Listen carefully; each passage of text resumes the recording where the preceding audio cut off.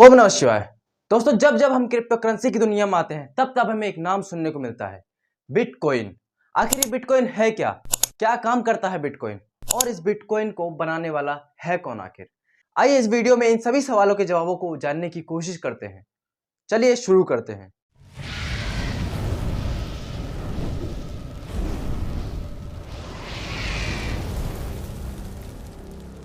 तो बिटकॉइन को जानने से पहले हमें क्रिप्टो करेंसी को जान लेना बेहद जरूरी है, क्योंकि बिटकॉइन भी एक क्रिप्टो करेंसी ही है और इसके जैसे कॉइन्स यानी बिटकॉइन जैसे बहुत सारे कॉइन्स क्रिप्टो करेंसी के अंदर आते हैं और इन सभी को हम मिलाकर बोलते हैं क्रिप्टो करेंसीज। अब बात करते हैं क्रिप्टो करेंसी आखिर क्या है। दोस्तों, क्रिप्टो करेंसी एक डिजिटल करेंसी है जो ट्रांजैक्शन करने के काम आता है और ये डिसेंट्रलाइज्ड नेटवर्क पर काम करता है।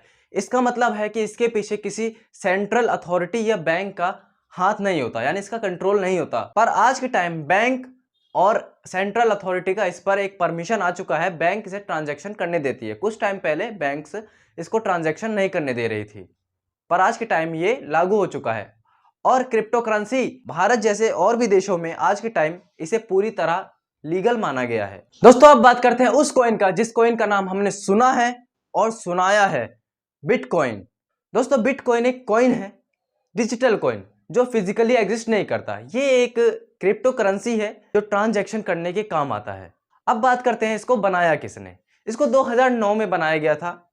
एक ऐसा व्यक्ति जिसका हमें सिर्फ नाम पता है, चेहरा नहीं। उस शख्स का नाम है सतोशी नाकामोटो। नाम तो आप लोगों ने सुना ही होगा कई बार, किसी न किसी के मुंह से। नहीं सुना कोई बात नहीं, आज सुन लो। दोस्तों, बड़े अचंभव की बात है कि सतोशी नाकामोटो के बारे में आज तक किसी को कुछ नहीं मालूम पड़ा। दोस्तों, एक बार की बात है, नाकामोटो को कुछ पुलिस वाले पकड़ लेते हैं। क्यों पकड़ लेते हैं? क्योंकि सतोशी नाकामोटो ने एक बार चैलेंज दिया था पूरी दुनिया को। उन्होंने कहा था कि है हिम्मत तो हैक करके दिखाओ इस ब्लॉकचेन को, यानी कि इस बिटकॉइन के नेटवर्क को। दोस्तों, बिटकॉइन जो है एक ब्लॉकचेन के ऊपर चलता है और ब्लॉकचेन एक तरह का नेटवर्क है जो कि हर सेकंड चेंज होता रहता है। इसको हैक करना लगभग नामुमकिन के बराबर है। तो इसलिए उन्होंने एक चैलेंज दिया था कि इसको है मत तो हैक करके दिखाओ। बट अनफॉर्चुनेटली ये हैक हो जाता है किसी बंदे द्वारा और उसके बाद जो होता है पूरी दुनिया में तहलका मच जाता है। 2009 के वक्त जब ये लॉन्च हुआ था उसकी प्राइस लगभग $0 थी। एक दिन में लगभग 150 से 200 माइन हो जाते थे। पर आज के टाइम इसे माइन करने में, यानी एक माइन करने में हमें कम से कम 100 से 150 साल लग जाएगा अगर हम फ्री में माइन करना चाहें तो। आज के टाइम भी माइन होता है। पर उससे पहले मैं बता दूं कि सतोशी नाकामोटो को कुछ पुलिस वालों ने क्यों अरेस्ट किया था। क्योंकि जब ये हैक हुआ था, ब्लॉकचेन हैक हुआ था, उसके कुछ टाइम बाद उन्हें लगा कि बिटकॉइन में कोई फ्यूचर नहीं है। इसे लोग फ्रॉड समझने लगे और आज के टाइम भी बहुत सारे लोग इसे फ्रॉड समझते हैं, क्रिप्टो करेंसी को फ्रॉड समझते हैं, क्योंकि इसमें सेंट्रल गवर्नमेंट वगैरह इसमें कोई हिस्सेदारी नहीं देती। हुआ था कुछ टाइम पहले एक केस हुआ था जिसमें क्रिप्टो करेंसी जीत गई थी। एक बैंक और क्रिप्टो करेंसी के बीच एक केस हुआ था, मतलब समझ ना, एक कोर्ट के अंदर केस हुआ था कि बैंक वाले हमारे क्रिप्टो करेंसी को ट्रांजैक्शन नहीं करने दे रहे। उसमें क्रिप्टो करेंसी जीत गया था और बैंक को ट्रांजैक्शन करवाना पड़ा। और देखा जाए तो भारत में पूरी तरह ये लीगल हो गया और बहुत सी कंट्रीज में भी लीगल है। जब ये नेटवर्क हैक हो गया था तो एक वेबसाइट पर एक बंदा ऑनलाइन आता है। उस वेबसाइट का नाम होता है www.p2pfoundation.com और वो बंदा बोलता है जिस नाकामोटो को तुम लोगों ने पकड़ रखा है वो पूरा बेकसूर है। क्यों?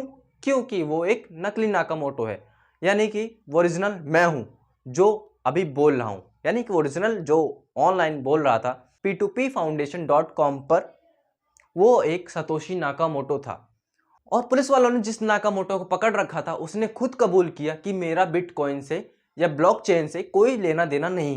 The main reason I'm here is to clear my name that I have nothing to do with Bitcoin, nothing to do with developing. I was just an engineer doing something else. Okay. And if you look at the time span, 2001 when it was supposed to be developed, I wasn't there. I was working for the government through a contracting company. That's not me. Okay. I never communicated with Bitcoins. Okay. मुझे इसके बारे में कुछ नहीं पता। Actual में दोस्तों वो एक आम आदमी था, उसका नाम शायद नाकामोटो था, इसलिए उन्हें पुलिस वालों को लगा कि ये बिटकॉइन का मालिक है। अरेस्ट क्यों किया? क्योंकि उसने एक फ्रॉड किया था, यानी बिटकॉइन को हैक कर दिया किसी ने, उससे बहुत सारे लोग डूब गए, सड़कों पर आ गए, जिस वजह से उस पर एक केस चलने लगा। पर उसके कुछ टाइम बाद उसे वापस रिकवर किया जाता है। अब दोस्तों बात करते हैं इसका पहला ट्रांजैक्शन कब होता है और किसने किया।